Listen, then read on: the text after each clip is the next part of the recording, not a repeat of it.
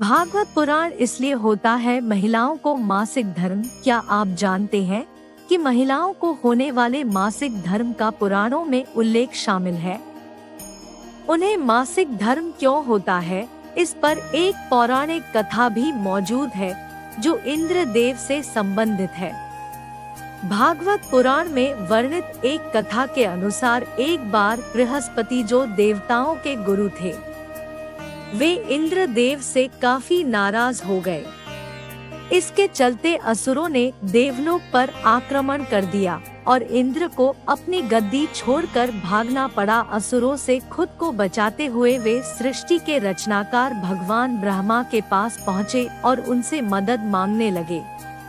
तब ब्रह्मा जी ने उन्हें बताया कि उन्हें एक ब्रह्मज्ञानी की सेवा करनी चाहिए। यदि वह प्रसन्न हो जाए तभी उन्हें उनकी गद्दी वापस प्राप्त होगी। आज्ञानुसार इंद्रदेव एक ब्रह्मज्ञानी की सेवा में लग गए, लेकिन वे इस बात से अनजान थे कि उस ज्ञानी की माता एक असुर थी, इसलिए उसके मन में असुरों के लिए एक विशेष स्थान था। इंद्रदेव द्वारा अर्पित की गई सारी हवन की सामग्री जो देवताओं को चढ़ाई जाती है, वह ज्ञानी उसे असुरों को चढ़ा रहा था। इससे उनकी सारी सेवा भंग हो रही थी। जब इंद्रदेव को सब पता लगा तो वे बेहद क्रोधित हो गए और उन्होंने उस ब्रह्मज्ञानी की हत्या कर डाली। एक गुरु की हत्या करना घोर पाप था, जिस कारण उन पर ब्रह्महत्या का पाप आ गया। ये पाप एक भयानक राक्षस के रूप में इंद्र का पीछा करने लगा।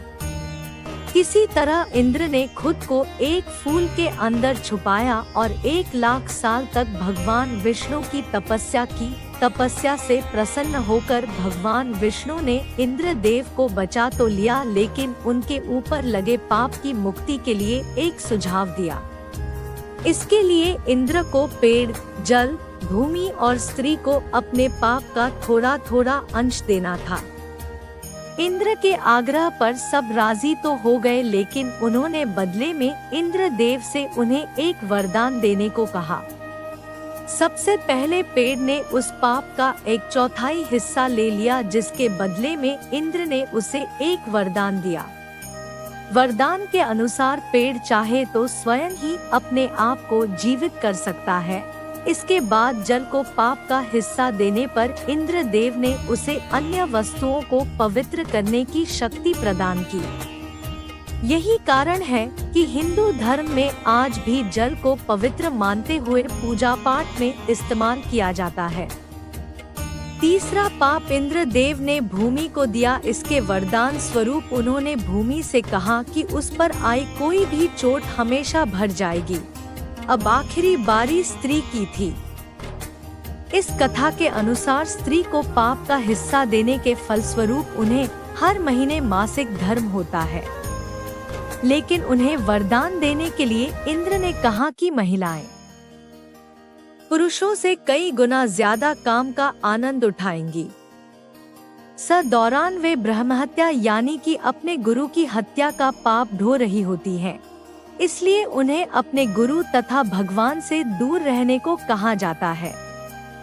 यही कारण है कि प्राचीन समय से ही मासिक धर्म के दौरान महिलाओं को मंदिर जाने की मनाही थी। तो दोस्तों, आपको ये जानकारी अच्छी लगी है तो इस वीडियो को जरूर शेयर करें और हमारे चैनल को सब्सक्राइब भी करें। राधे राधे, जय श्री राम, धन्यवाद।